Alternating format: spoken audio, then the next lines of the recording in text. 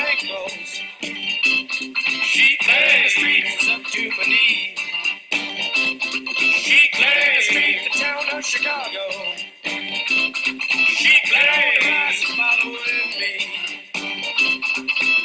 She's about to break a day. She came and then she drove away. Sunlight in her hair. She claims streets are a river of sadness. She claims streets is up to my thigh. Good morning. So in chapter 1-5, when you're solving inequalities, this is crucial. Anytime you multiply or divide both sides of an inequality by a negative number, you must flip the arrow or the inequality, okay? So there's an example here that I put down, and this is one of the most common places to see it, is right at the end of solving an equation. You get to the last step and you get something like this where it's negative 2x is greater than 12. And to solve it, I have to divide both sides by negative 2. So since I divided both sides by a negative number, I switch the arrow the other direction, okay? So it becomes 12 divided by negative 2 is negative 6. X's, instead of being greater than negative 6, it's less than negative 6. So you got to do that. You got to flip the arrow. And that's really important. That's really the biggest difference between solving an inequality versus solving an equation, okay? Otherwise, you really treat the inequality like an equal sign, all right? This is the only exception. Otherwise, you treat it like an equal sign, solve an equation just like you would otherwise, okay? All right, so that was the beginning, and make sure you write that down, put a star next to it. It's super important. Okay, hi there. Today, I'm going to be looking at Chapter 1-5, Solving Inequalities for Algebra 2. All right, so I'm going to jump right in. First one is, what inequality represents the sentence 5 fewer than a number is at least 12? So before I do that, just a quick reminder, inequalities are greater than or less than, okay? It could be, sometimes we put the or equal sign underneath it.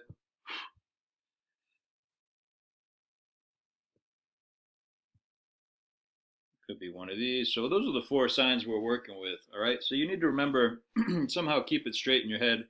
Usually kids have got this down, but, if I was to say that, 6 is greater than 4, you have to remember a way that sign stays true. Now, I'm part of the original video gaming generation, which means I grew up on Pac-Man. So, I remembered that Pac-Man eats the bigger number. That's the way I did it. You have to find your own way to remember which way is bigger, okay? Anyway, back to this. So I got 5 fewer than a number is at least 12. So if I have 12 over here, 5 fewer than a number, this is the tricky part, because 5 fewer than means you don't go 5 minus the number. It's actually the number minus 5, because it's 5 fewer than. Think about it this way: if I had $5 fewer than you do, and you had $20, then I have 15. So you subtracted 5 from the 20, not 20 from the 5. All right, at least. So the n minus 5 has to be greater than the 12. And when it says at least, that implies it could be also equal to, So I'm going to throw that line underneath it, which makes it or equal to. Not just greater than, but greater than or equal to, okay? And that's the answer. That's it. That's all they were looking for. Number 2, all right, this one.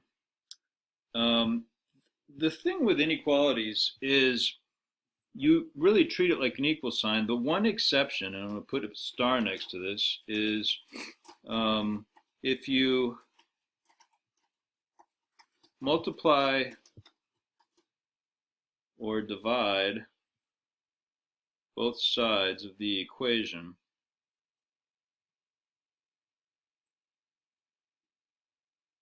I should say of the inequality, not of the equation. Although it's really almost the same. The only thing is, equation implies an equal sign. You must flip the sign.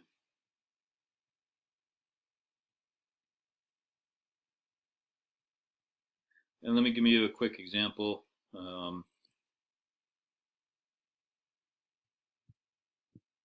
And it's very often the last step. You know, if I have negative 2x is greater than 4, and I, divide by negative 2, I have to flip the sign when I do that. So I get x divided by negative 2. It's negative 2, but that sign gets flipped because I just divided both sides by a negative number. Okay? So that's what I mean by flipping the sign. Just switch it the other direction. If there's a line underneath it saying or equal to, just leave it there. Okay, don't add the line or subtract the line. All right, so next, here I go. I'm going to start by subtracting 1 from both sides. 4 minus 1 is 3. Over here I got negative 3 times 2x minus 5. Okay, so there's two ways to go about this. You could either do the distributive property here. You could also divide the whole thing by negative 3. I think I'll do the distributive property just to get that out of the way. So negative 3 times 2x is negative 6x. 3 times 5 is 15. So the negative times the negative is positive. Okay, next I'm going to subtract 5 from both sides. Let's zoom in a little bit, need a little room. So now I got 6x is greater than or equal to 3 minus 5 is negative 2. Divide by 6. Negative 6. Almost lost that negative, so I'm running out of space. So I got x is, now here's where I have to flip the sign, okay, because I just divided both sides by a negative number.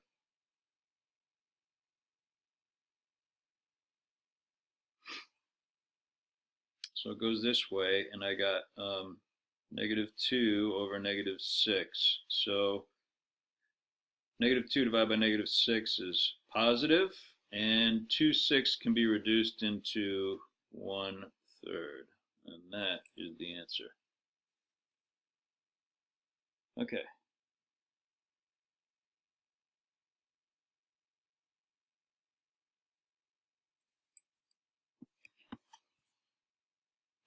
All right, so I just realized I made a mistake there. My mistake, and none of you guys caught me on that one, was over here, the 5, because 3 times 5 is not 5. 3 times 5 is 15. So I'm going to just quickly change this stuff here.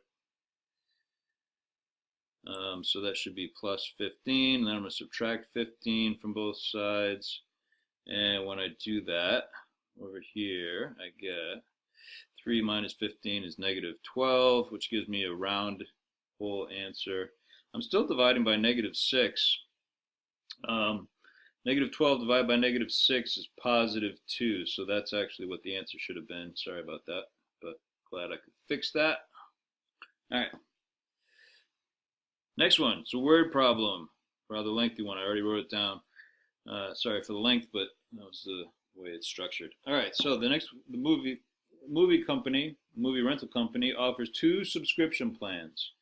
You can pay $36 a month for unlimited rentals, or you can pay $15 per month and rent each movie for $1.50. How many movies must you rent in a month for the first plan to cost less than the second plan?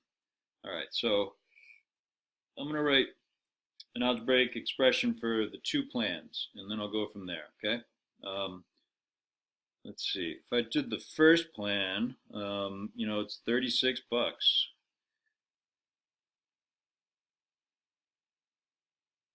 And it's a flat plan, so that's it. It's just 36, okay? So there's not much to that one. The second one is a little trickier. It's $15 per month. And then you're going to pay $1.50 per rental. Now, so it's not just $1.50, it's $1.50 each time that you rent a movie, which means, if you rented 2 movies, that's $3. So you're multiplying the 1.5 over and over again by however many movies you rented. So these are my 2 expressions. Now, if I want to know, first one to cost less than the second one, if I have the first one over here, and I want that to cost less than the second one, then the inequality should go that way. Okay, so the on the right side of the inequality goes the 15 plus 1.5n. All right, now I'm going to solve this. It was probably harder writing down all those words than it was actually solving this equation. I'm just going to subtract 15 from both sides, and 36 minus 15 is 21. And my last step here, remember there's multiplication implied between that 1.5 and the n, and the opposite of multiplying by 1.5 is dividing by 1.5. And when you punch that into your calculator, 21 divided by 1.5, you get 14. So that, oops, I shouldn't make that an equal sign. It should stay an inequality. So remember, if I was going to read that, that's saying n is greater than 14. If I was to switch this around the other way, it would be this. Either one of those is correct. When you switch which is on what side of the n being on which side of the inequality, you also have to switch the inequality. So make sure the n stays greater than the 14. Okay? All right. That was number 3. Next one, number 4.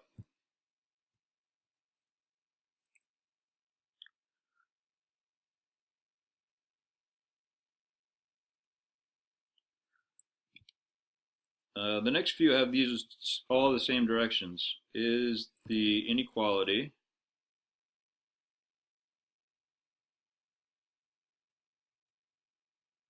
always, sometimes, or never true?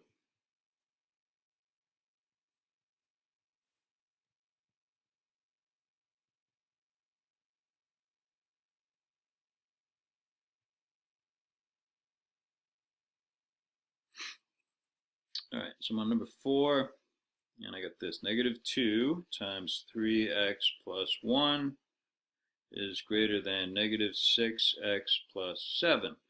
All right, so I'm going to solve it down, and then I'll talk more about whether the always, sometimes, or never, which one it is. Okay, so if I take this and do distributive property, negative 2 times 3x, that's negative 6x.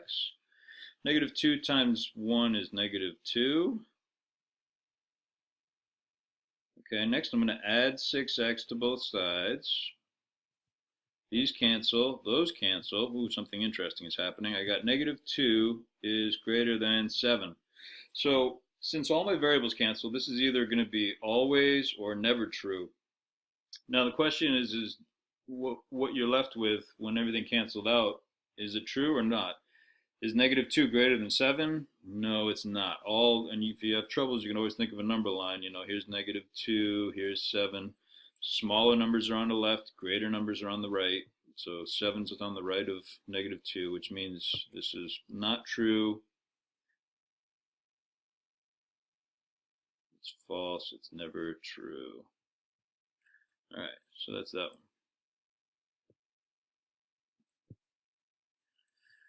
Number 5.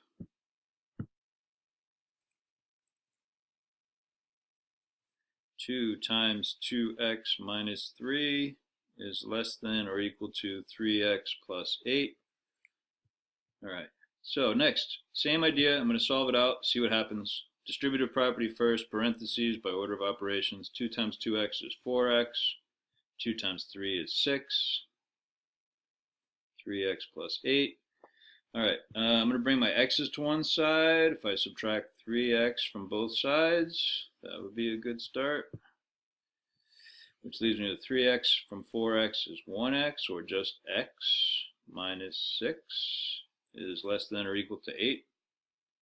Add 6 to both sides, and I get x is less than or equal to 14.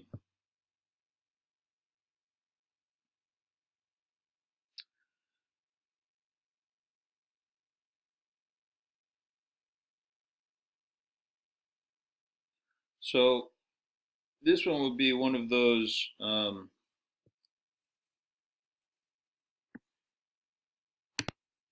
sometimes true, because sometimes x could be less than 14. It could also be greater than.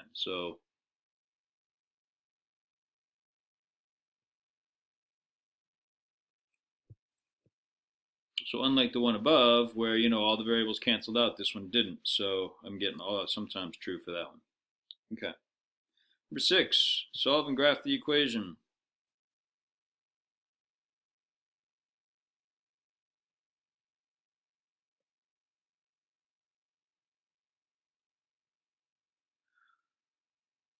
Solve and graph the solution. Sorry, not the equation.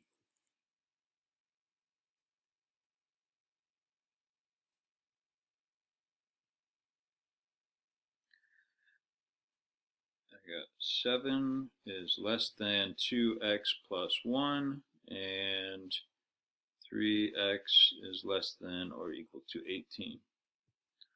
All right, so this is really a compound one because there's 2 of them here. So I'm just going to draw a line in the middle, solve the 2 of them. We'll talk about graphing it. It's going to be a graph on a number line, not on a 4-quadrant graph.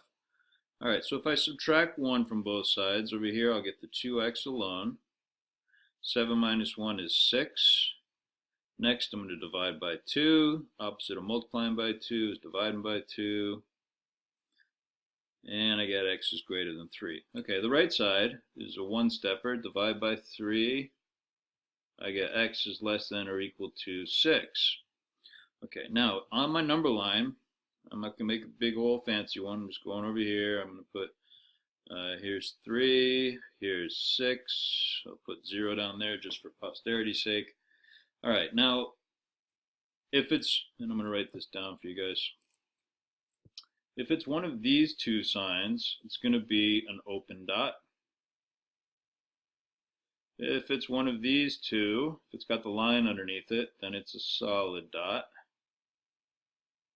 Okay, which means as I look at this, the x is greater than 3, that doesn't have a line underneath it, so that will be an open dot. I'm going to put an open dot over the 3. X is greater than or equal to, less than or equal to 6, does have the line under it, so that's going to be a solid dot. All right, now, x is greater than 3, that's going this direction, and x is less than 6, that's going this direction, which means the 2 lines are actually going to meet in the middle. So I'm just going to connect them, all right? The 2 arrows would have pointed at each other, which means they connect. So anything between those 2 answers, 3 and 6, and it could be 6, it can't be 3, but it could be 6, is a solution. And that's what it looks like on a number line. Okay? If you got questions on that, please bring it to class. 7.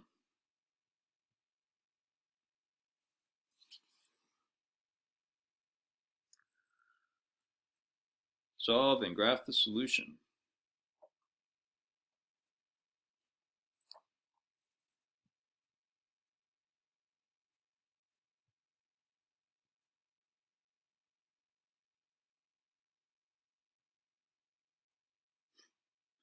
All right, once again, it's another compound one. 7 plus k is greater than 6, or 8 plus k is less than 3. Okay, so once again, I'm going to draw a line down the middle and solve each one independently. Subtract 7 from both sides over here, I get k is greater than -1. On the right, I can subtract 8. These are nice and easy to solve. K is less than -5. Notice I didn't flip the sign there. It's only when you multiply or divide, not add or subtract, that you switch the arrow. Okay, so draw my number line here. All right, so here's -1, here's -5. Remember, negative numbers, like a number line, here's 0. So -5 is less than -1. All right, k is greater than -1. This one, since they both are just less than or just greater than, they're both going to be open dot. And let's see, k is less than -5, so that would be going this way. K is greater than -1, that would be going this way. So that's what my graph looks like when you graph the solution. All right, and that's that. All right, I got one more, number 8. Here's a real compound inequality. I got 6 is less than 2x plus 2 is less than 24. Okay, so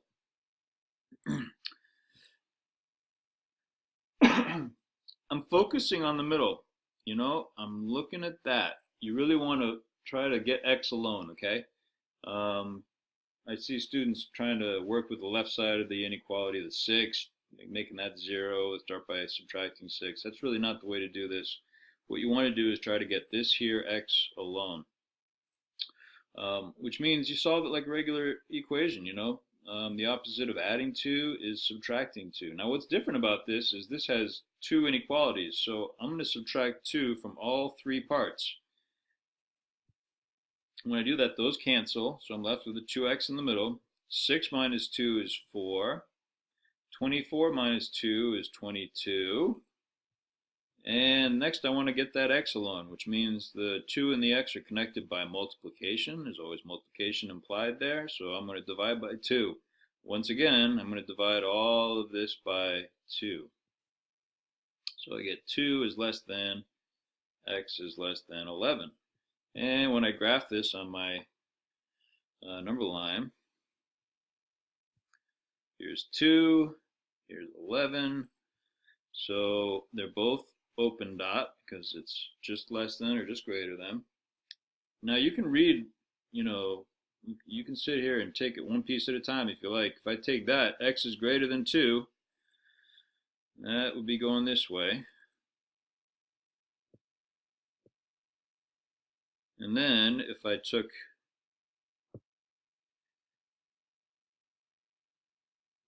grab too much. Suppose I move that one away. Now I got x is less than 11. All right, so once again, I got a compound inequality, and their arrows are pointing at each other. So what you're going to end up doing is connecting the lines, okay? So I'm going to connect these two, and that's what my solution looks like. All right, and that is all I got for now. All right, so have a great night, and close it out with a little bit more music.